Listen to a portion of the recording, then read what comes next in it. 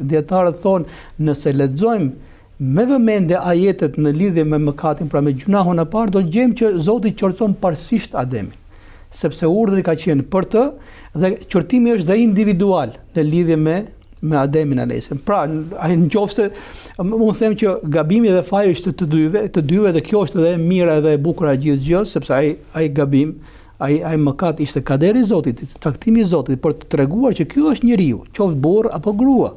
Edhe kur e di të vërtetën, ka dobësi dhe ndoshta bie në gabim. Pra, kur ndahet ky gabim dhe faj mes burrit dhe mes gruas, tu e kupton që këtu është drejtësi hyjnore dhe absolute.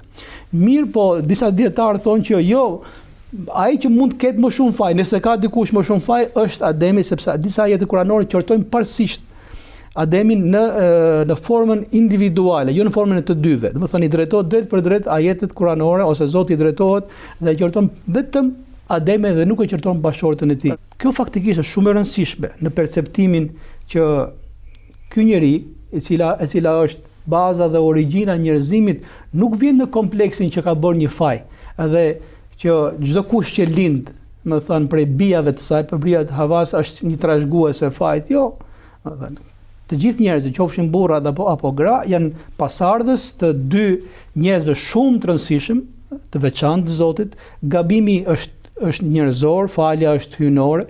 Gabimin e bën të dy në rastin më të mirë, ose e bëri parësisht, më thënë Ademi dhe Havaja e pasoi në këtë gabim, por nuk është as pak e vërtetë që ajo është shkaktarja kryesore, sepse imagjino Iliri se çfarë perceptimi dhe çfarë po themi akumulimi psikologjik është nëse ne që në momentin e parë shikojmë që ajo është fajtori kryesore.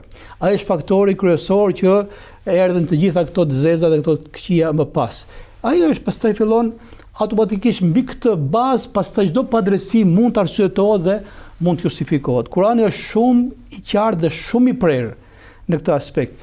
Kjo është një nga parimet kryesore, siç edhe pyet, cili është themelet? Themeli kryesor është që të dy janë origjinë e njerëzimit, të dy janë shumë të nderuar, edhe nëse është bërë gabim, gabimi është i të dyve, nuk ka të drejtë t'ia faturojë dikush gabimin tjetrit që ti je shkaktari kryesor, prandaj duhet vuash dhimbjen dhe vuajtjen e kështu me radhë.